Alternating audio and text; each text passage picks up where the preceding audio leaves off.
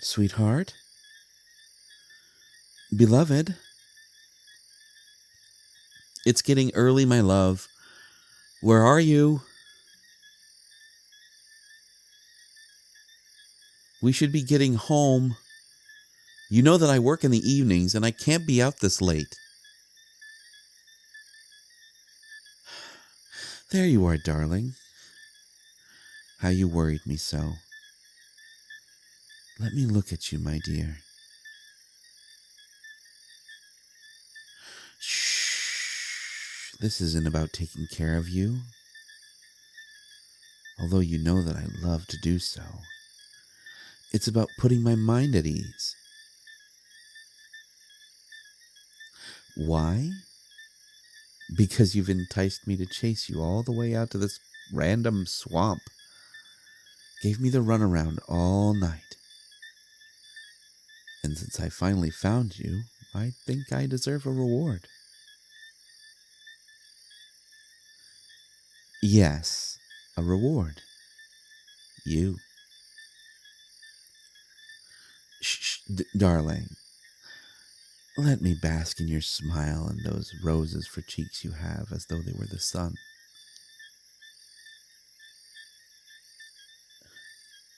You have always loved my ridiculous, campy way of sweet-talking you. Don't deny it now.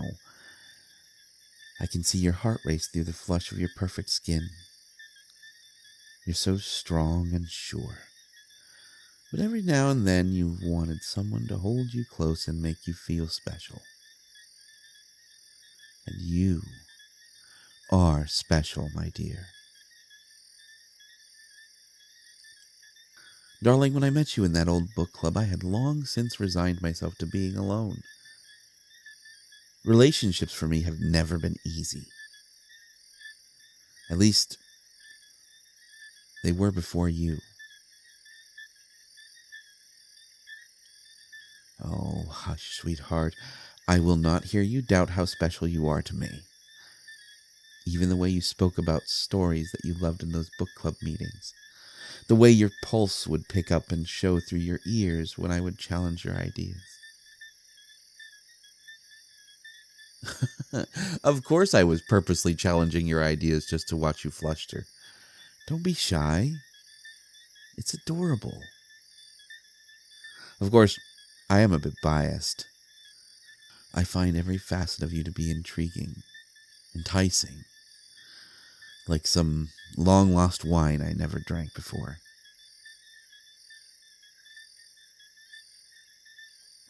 What do you mean? And, beloved, why are we out here anyway? I suppose you had some purpose for bringing me here. And it is beautiful. It is. The contrast of the dark swamp with the pink hue of the dawning sky is lovely. I am so grateful that you brought me here. But you know I have to be to bed. I have work soon. Unless you want to keep me up all day in my nice, soft bed. Well, I wouldn't mind working with a sleep-deprived attitude if it was for the right reasons. Then, my dear, why are we here? The book club organizer. Alistair? What about him, my love? Well, yes, I know he just stopped coming to the meetings. But dear, we all barely knew him. He was an aloof eccentric, mulling over tomes and muttering on about lost history like he knew it firsthand. I wouldn't be surprised if he's just stuck up in his apartment somewhere, his eyes affixed to the History Channel, and he's forgotten all about us. That's what happens, my love.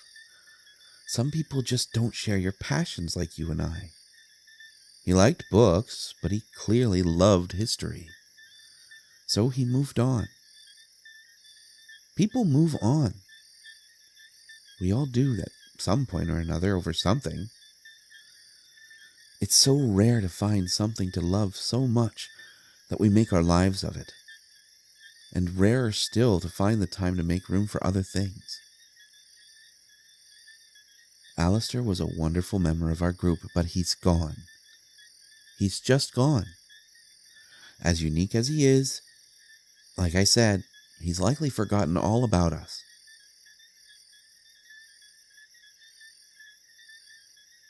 Muriel? Are we going to bring poor Muriel into this too? Yes. It was obvious to everyone that Muriel had an enormous crush on Alistair. She practically followed him around like a lost puppy. Okay, but she left before Alistair did. And what does that have to do with anything, dear? People come and go from the book club all the time.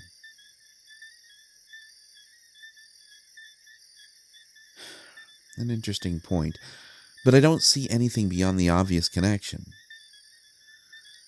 Since you and I started going to the meetings, 6 people have left. Muriel, Sam, Catherine, Mina, Rebecca, and Lee. They came, they talked about books, and at some point they all left.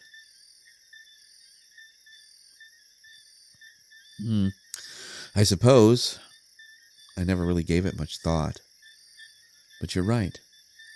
Before they all left, they all seemed to attempt to get close to Alistair. But that still doesn't explain why you brought me out to this swamp.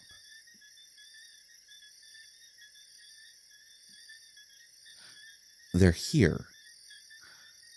My dear, what are you talking about? What do you mean they're here? Muriel. Muriel had a phone. Why? What do you mean? We all have phones.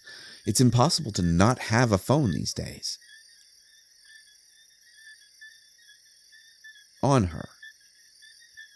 Okay, sure, but I fail to see what... Sweetheart, you're starting to scare me.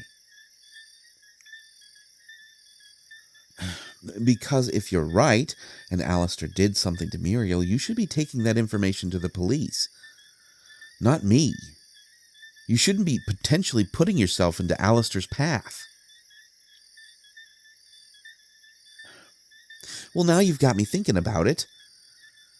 Alistair seemed so old and looked so young. He was always elusively clever during meetings.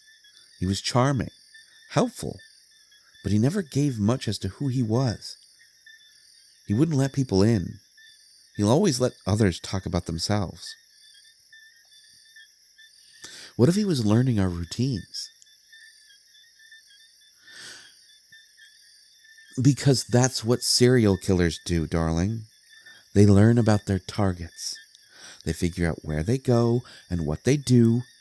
They find out the safest and surest way to get what they want before they strike. Come on. Let's get what you've learned to the police before anything else could happen. Work? What about my work? Darling, you're talking in circles. If you think Alistair is hurting the people he finds in the book club, then the police should be involved. Come on.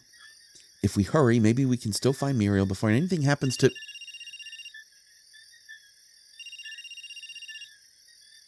Is that Muriel's phone?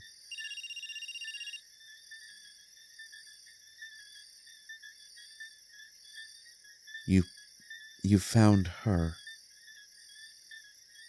Oh, God. Sweetheart, why would you tell me about this and not the police? Darling, you're not making any sense. What does finding Muriel's body have to do with me? Listen, I don't know exactly what you found or what made you act this way, but we can still work all of this out. Just come with me to the police, my love. Please. Just... Fine. Fine. I'll stop.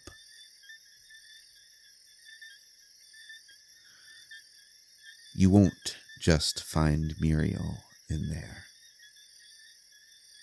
You'll find them all. All 6. They're all here, darling.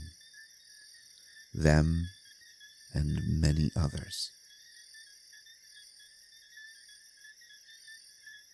Yes, I knew. And yes, I left them here.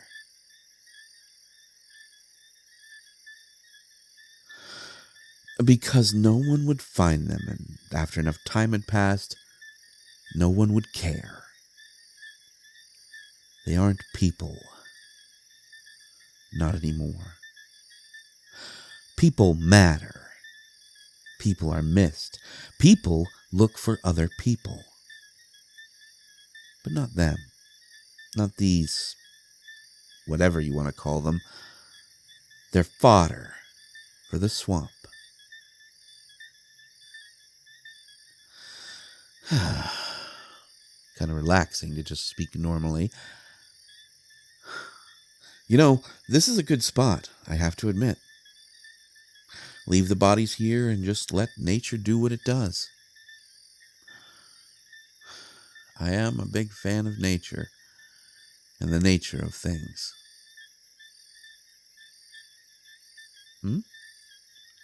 Oh, no, dear. I didn't kill them. I didn't put them here. And no, I was never frightened.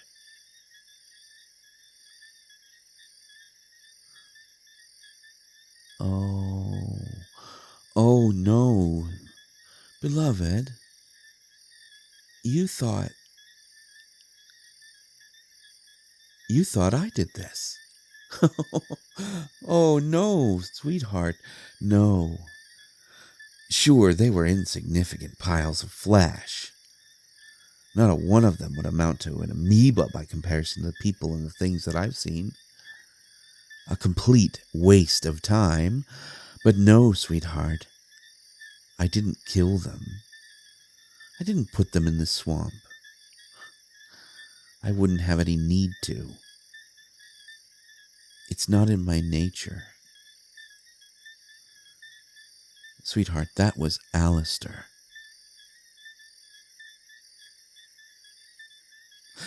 Well, I don't really care, but if I had to guess, he was probably just done with them. He took what he wanted and he threw out the rest.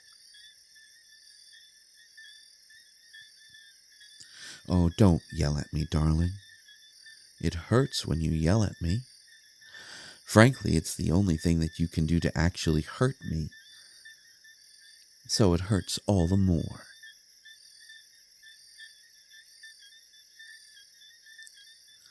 All right.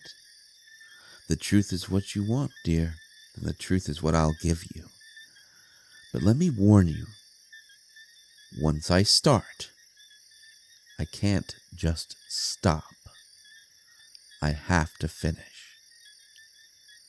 Do you understand? All right, then. I warned you. Let's begin with why you brought me out here now. I'm curious to see how much you've figured out all on your own.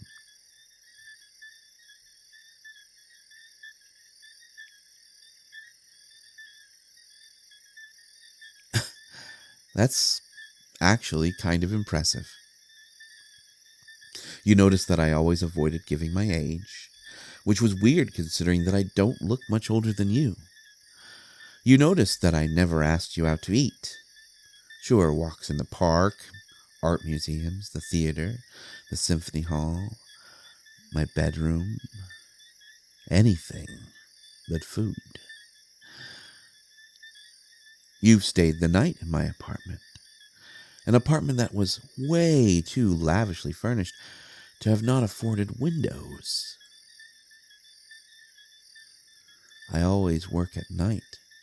I sleep all day, I never check myself out in a mirror, and I never, ever have any food for you when you visit. Very astute. I must say, sweetheart, I admire your mind. It's one of the many things that I'm going to miss. The sun? What about the sun, my dear? The dawn is coming. Yes, it is. Wait. Did you think I was a vampire? Oh, I suppose that's fair. But the sun? The sun doesn't hurt me. Bothers me, but doesn't hurt me. I did wonder why you were fidgeting about with that wooden tent spike you've been keeping in your jacket. You know, that's not going to hurt me either. Okay. Try. Oh no, go on. You can try.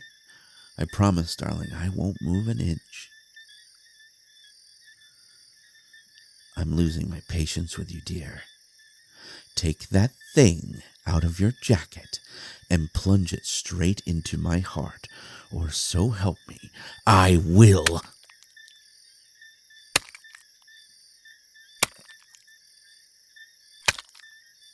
Are you done? Are you satisfied? I'm sure you would have hit something vital by now.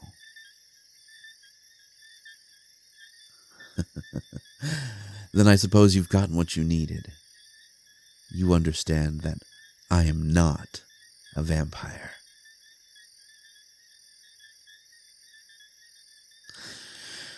What am I then? That's a fair question. Here, I'll just come out with it. I am not a vampire. I am something else. I am something worse. You see, many years ago, maybe 4 of your lifetimes, I was you. Insignificant, but not nearly as beautiful. I had found myself in a bit of a quandary, you see. I worked for the church. I studied tomes and books of all manner. I worked at night, and most frightening of all, I feared being found out. You see, the world had no place for me, for I found myself sinning with desire for anyone. So I stayed away. But none did I desire more than Victor. Victor came to me one night, wanting to study the books and tomes. He moved like a dream. He was pale, fast, clever. He knew what he wanted, and he would take it. And he knew what I wanted, even if I didn't ask for it. And he would give. Oh, how he would give. Victor was anything that I wanted. He was everything that I wanted.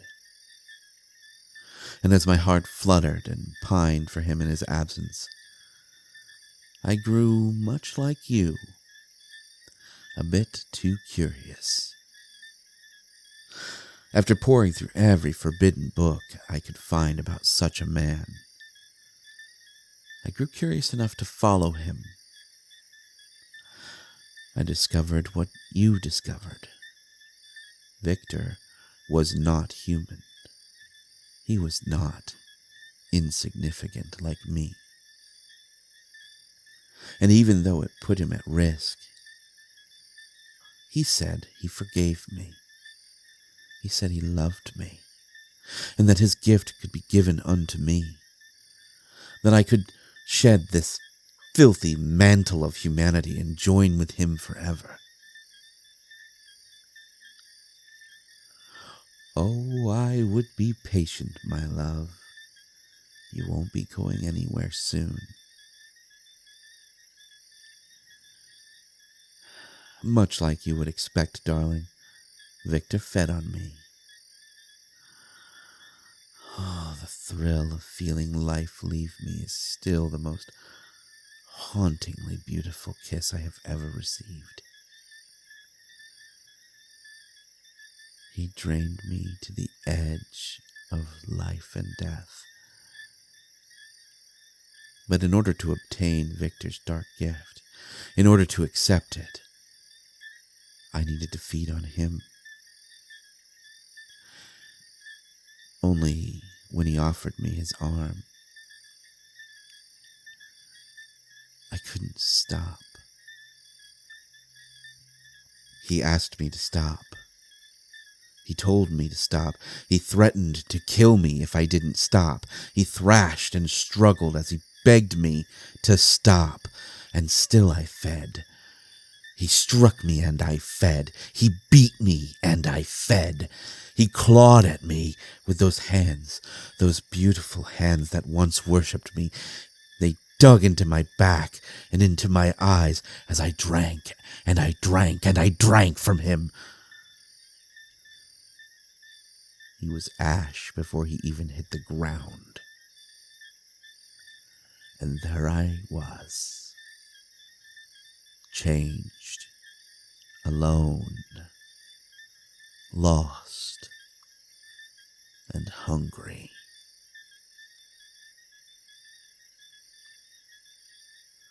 I don't know what I am, but I think Victor knew. I saw it in his eyes as I drank from him. A knowing look, fear, and disgust. I tried to live like him, you know. I didn't know how to use the gifts I had taken from him. So I started small. I started with rats. But I could never fill myself with rodents and pests. So then I moved to small game. Pets, cats, dogs. Then deer, cattle, horses, bears. Eventually, I even tried humans. But it was always the same thing. I'd lure, I'd bite, I'd feed, I would drain them to dust. And still, I would be left unsatisfied. I would be left hungry. So, after trying everything, one night, I happened to find one of Victor's kind. A vampire. And finally, I had a challenge. Someone who could stand up to me. Someone who could see through me. Oh, I had to be careful. I loved that chase. You never forget the first real chase you have. To just feel the fear of a predator. To watch their world turn upside down. To watch the panic swell in their eyes as I hunt them down.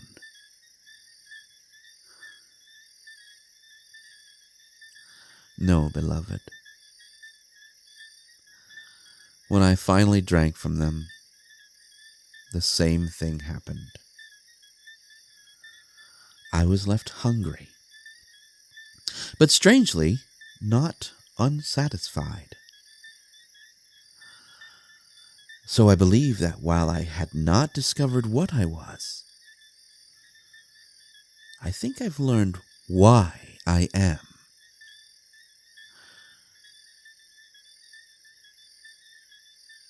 I am an instrument of nature, my love, and nature abhors apex predators. Well, think about it, my dear. Animals hunt each other. Humans hunt animals. Vampires hunt humans. But who or what keeps the vampires from overpopulating or overeating? Me. I do. I am a creature that never stops hunting the hunters.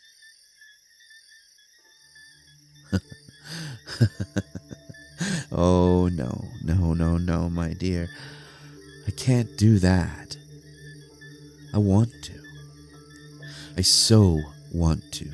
I wish nothing more than to no longer be alone. I loved you.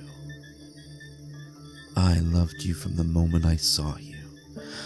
Not a word of my praise was a lie. Not a single brush of my lips upon your skin was ever a trick.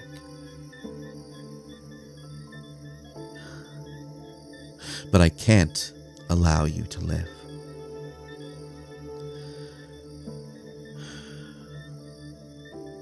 All I really wanted was to just hunt him down before he got to you. Alistair. Alistair was the vampire. He led your friends to his home. He fed on them, and he left their bodies here when he was done. Because he had no idea that someone like me exists. So he was left to assume that I was just a human that he struggled to lure, a challenge. So I tracked him down, and I fed on him. I would show you the body, but, well, he resembles the inside of a dustpan now. Just like you will, I'm afraid. I want to, beloved, I truly do. But I can't let others know that I exist. No one can know what I truly am.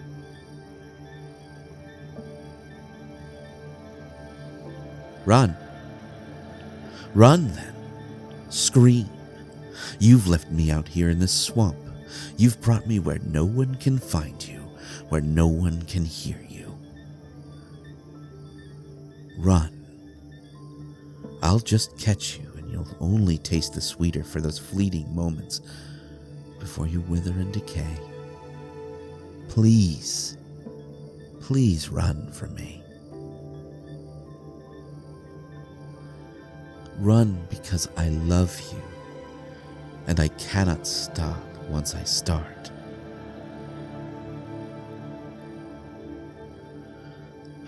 Beloved, I will mourn you as you linger on my tongue.